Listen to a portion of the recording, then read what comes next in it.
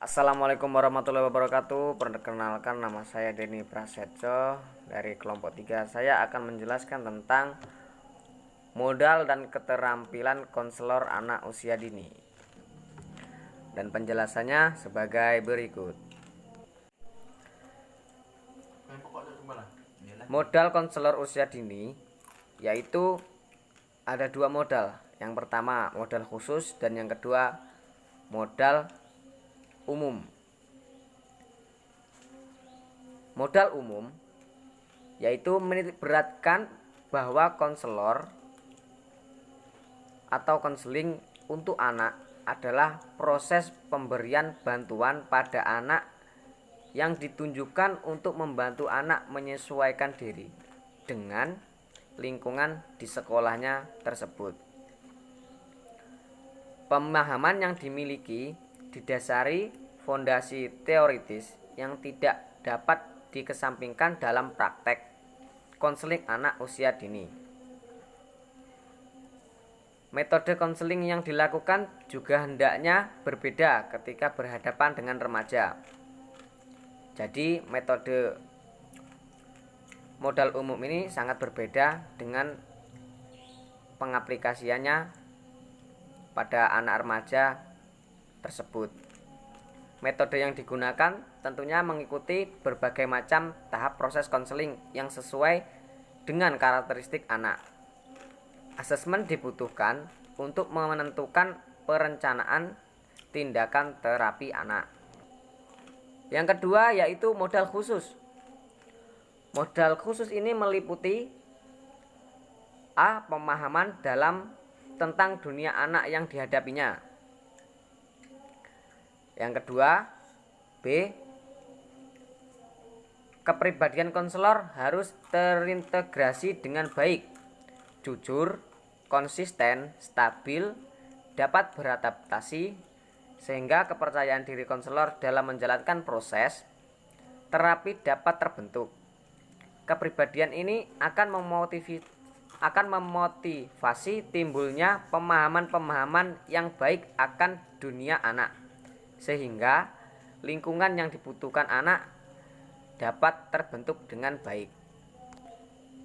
Yang ketiga, C, yaitu menjaga kedekatan dan hubungan yang baik dengan anak-anak. D, adanya penerimaan yang tulus. Hal ini dapat dilihat dari sikap-sikap baik verbal maupun nonverbal dalam menghadapi anak tanpa melihat atau mendiskriminasi adanya keterbatasan pada diri anak tersebut. Jadi kita tidak boleh mendiskriminasi keterbatasan anak tersebut. Adanya keterbatasan pada diri anak tersebut. Jadi kita tidak boleh mendiskriminasi keterbatasan anak tersebut. Anak perlu mendapatkan penerimaan yang positif dari konselor atau pendidik dengan menghargai anak sebagai individu yang unik. E, yaitu tidak mereaksi anak secara emosional. Jadi ketika kita melakukan proses konseling, kita tidak boleh emosi. Kita harus profesional dan bersikap kasih sayang yang hangat dan ramah pada anak-anak, sehingga anak pun dapat merasakannya dan nyaman, sehingga metode-metode yang kita gunakan tertuju dengan baik kepada anak. B.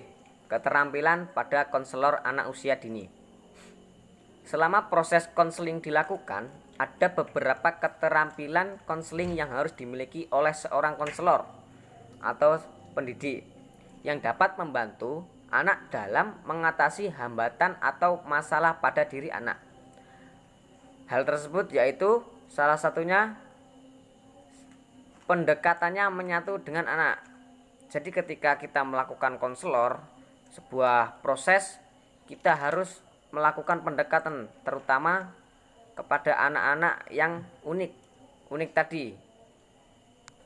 Yang kedua, mengamati perilaku anak selama proses konseling. 3. Mendengar dengan aktif. 4. Menyadari berbagai isu untuk memfasilitasi perubahan Yang kelima yaitu menyelami apa yang dipercaya anak. Yang keenam, aktif memfasilitasi anak.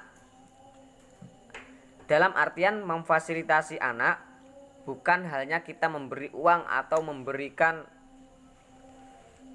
sebuah bentuk uang, akan tetapi memberi kesempatan anak untuk mengekspresikan apa yang dipikir dan dirasakannya ketika dalam kehidupan sehari-harinya. Itu yang dimaksud dengan memfasilitasi anak. Yang ketujuh, mengakhiri dengan kesimpulan. Jadi selama proses konseling kita harus memberikan kesimpulan pada anak agar anak bisa menjadi lebih baik ke depannya. Agar konseling berjalan sesuai rencana dan tujuan, keterampilan konselor dalam membangun hubungan yang baik, ramah, hangat, dan antusias, dan empati menjadi kuncinya. Konselor juga perlu memastikan bahwa tempat konseling nyaman dan aman bagi anak tersebut. Proses konseling dijadwalkan dengan jelas dan ditepati oleh konselor khususnya, menghindari hal-hal yang mengganggu. Agar anak merasa penting dan dihargai, anak perlu mengerti apa itu konseling dan apa yang bisa mereka dapat dari proses tersebut. Keterampilan konselor dalam membangun komunikasi dengan anak sangat diperlukan guna mencapai hal tersebut. Lebih lanjut, dalam proses konseling anak menyatakan keterampilan-keterampilan yang perlu dimiliki. Salah satunya yaitu 1. Mendefinisikan masalah dengan mendengar secara aktif. 2. Mengklarifikasi harapan-harapan anak. 3. Mengeksplorasi apa yang terjadi guna menyelesaikan masalah anak tersebut. 4. Mengeksplorasi hal apa yang dilakukan untuk dapat menyelesaikan masalah anak tersebut. 5. Memberlakukan komitmen untuk mencoba salah satu alternatif penyelesaian masalah. Yang terakhir, menutup proses konseling. Jadi ketika kita berkonseling terhadap anak, kita harus menggunakan cara-cara tersebut atau metode-metode dengan baik dan benar. Terima kasih. Itu saja yang dapat saya sampaikan. Saya akhiri. Wassalamualaikum warahmatullahi wabarakatuh. Selamat menunaikan ibadah puasa.